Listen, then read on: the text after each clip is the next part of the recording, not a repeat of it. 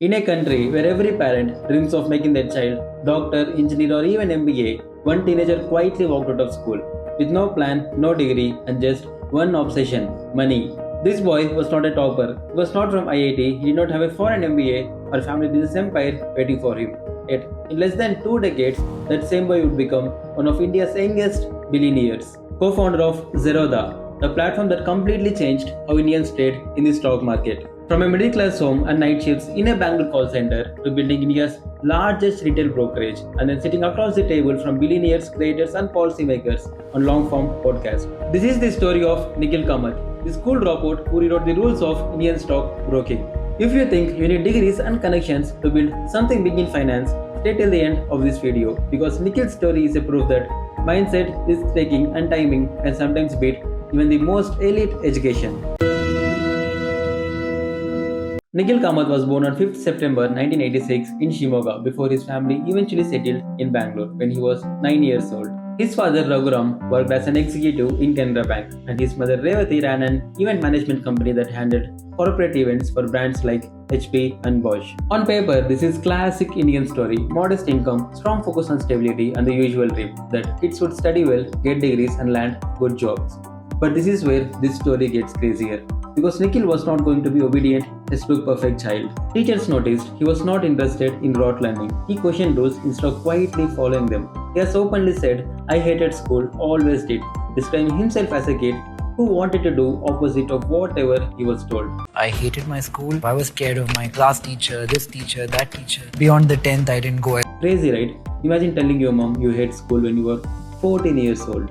This is the fun part of this story. Nikhil's first startup did not involve term sheets or pitch decks. It started with one random cell phone. In 9th standard, he somehow got hold of a cell phone, sold it and made a small profit.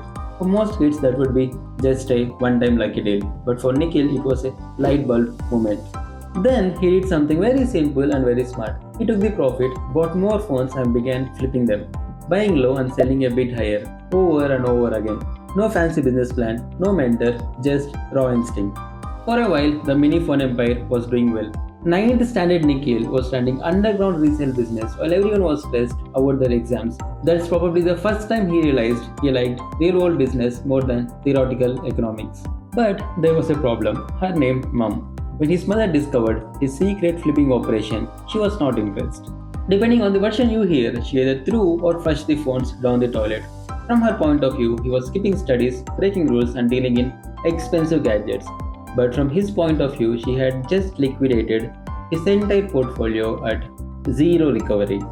The dramatic ending actually says a lot. He was already spotting market inefficiencies and flipping assets at 14. The phone business died in the bathroom, but the entrepreneur virus has fully entered his system.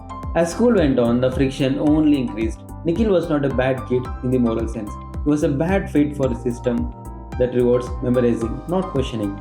He said schools and teachers reached a point where they did not want him to appear even for board exams. By 15 to 16, he stopped going to school altogether, effectively dropping out after 10th standard. In a country where 10th and 12th marks can decide our social status, this was almost social suicide note. At the same time, he got deeply into chess.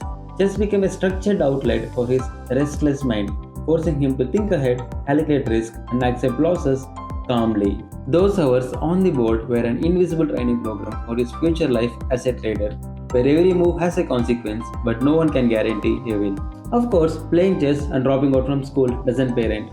There was no college campus placement, no backup degree, there was just a teenager with no formal qualifications trying to figure out what to do next. With limited options, Nikhil joined a call center job in Bangalore when he was 17.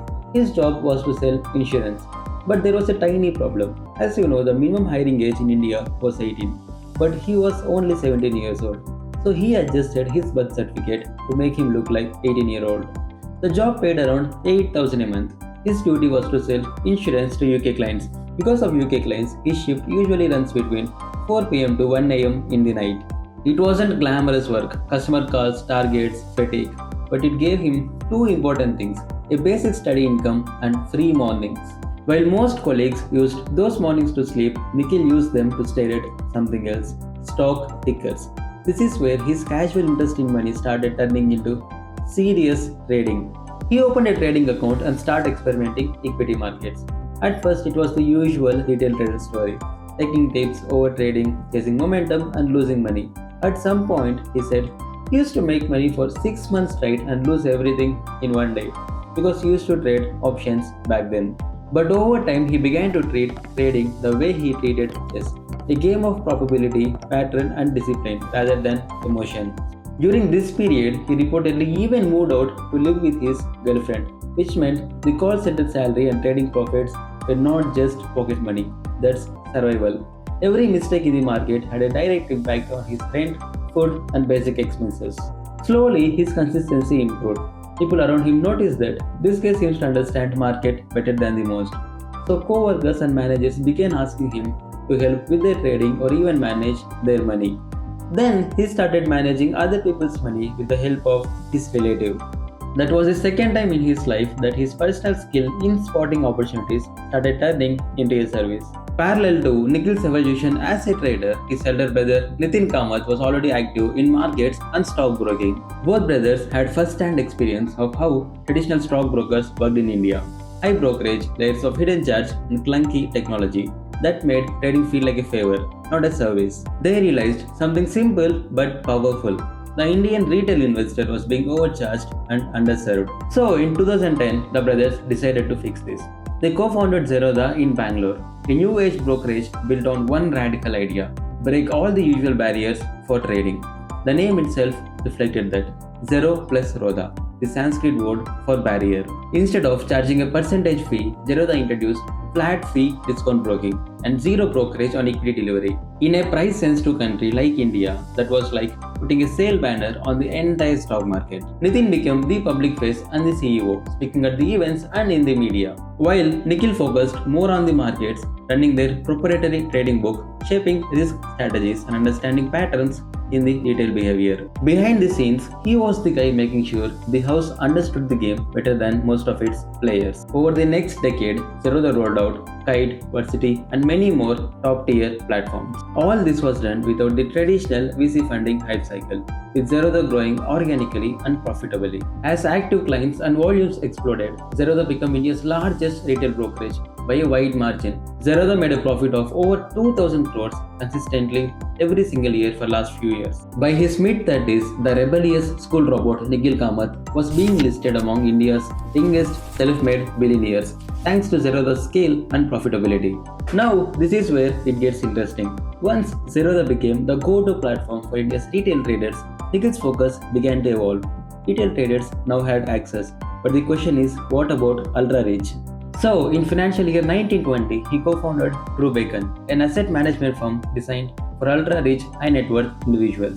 True Beacon aimed to flip the usual wealth management model by focusing more on transparency, low fixed cost, and performance-linked incentives instead of focusing on heavy fixed fees. While Zerodha was the low-cost highway for millions, True Beacon positioned itself as the more customized, aligned vehicle for the top layer of wealth. It leaned on Nikhil's understanding of public markets and risk, but applied in a more institutional and global context. Alongside this, Nikhil also became central to Gruhas, an investment platform focusing on real estate, PropTech, and consumer-facing startups. Between Rhine Matter, Gruhas, and his personal investing, he shifted from being just a trader and operator to a capital allocator backing multiple founders. By the early to mid 2020s, his net worth and prominence grew to a point where global outlets were covering him as young self-made billionaire, reshaping India's financial landscape. In recent years, Nikhil has done something unusual for a finance entrepreneur. He turned himself into a full-time media host or YouTuber, pulling in global heavyweights. He runs What the Fuss is with Nikhil Kamath, featuring people from tech, business, investing, policy, culture, and even science in a raw, big-picture discussions that often run 2 to 3 hours long.